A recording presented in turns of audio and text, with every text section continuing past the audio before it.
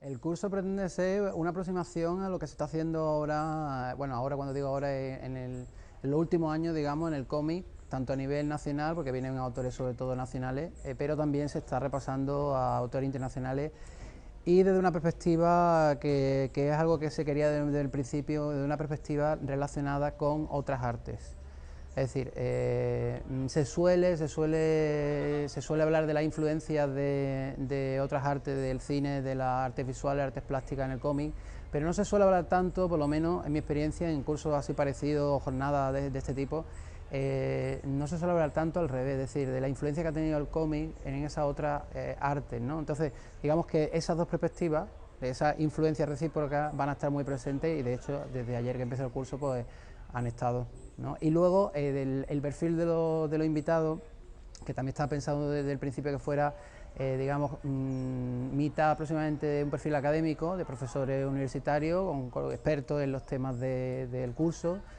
y la otra mitad que fueran artistas en ejercicio para hablar de un poco de sus procesos creativos, de cómo realizan, cómo trabajan ellos su obra, cuáles son sus recursos, sus referentes, su influencia, que ahí aparecen precisamente todavía esas relaciones con otras, en fin, con otras artes, con la literatura, con el cine, con las artes visuales,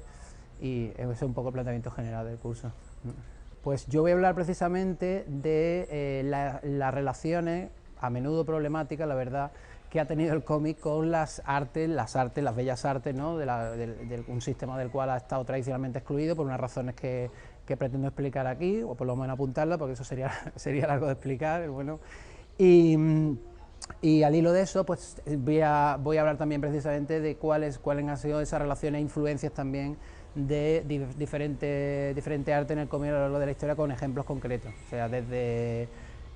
pintores a la literatura, depende del caso, ¿no? Depende de los cómics, de los autores específicos que estemos hablando, ¿no? Y al hilo de eso, pues se va a hablar un poco del proceso, de los cambios que se han ido produciendo en los últimos 20 años, 15, 20 años. Es un medio que como un medio de masa ha quedado superado, digamos,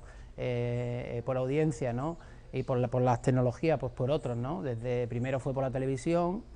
y luego más recientemente pues ha quedado desfasado por el propio cine digital, los videojuegos, y frente a eso, cuando se ha desplomado esa industria de masa, pues el cómic digamos que ha resurgido como una manifestación que podemos, si aplicamos los criterios del sistema de las bellas artes, podemos entender como manifestación, según esos criterios tradicionales del sistema de las bellas artes, como una manifestación auténticamente artística en cuanto que es expresión personal, digamos, de los autores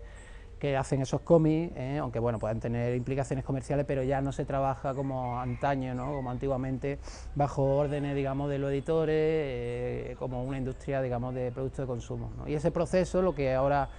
digamos que ha conducido lo que ahora se llama novela gráfica, que no es que sea algo diferente al cómic, son cómics, lo que pasa es que sí que se ha acuñado ese término como para aludir a que es un tipo de cómic, que no es el cómic ese infantil de consumo, el que estamos acostumbrados a décadas atrás, sino que es un cómic pues artístico para adultos, ¿no? Que es básicamente lo que es la novela gráfica. De ser bastante irrelevante, o sea, de no ser tenido en cuenta, ha pasado en los últimos, yo diría, 5, 6, 7 años,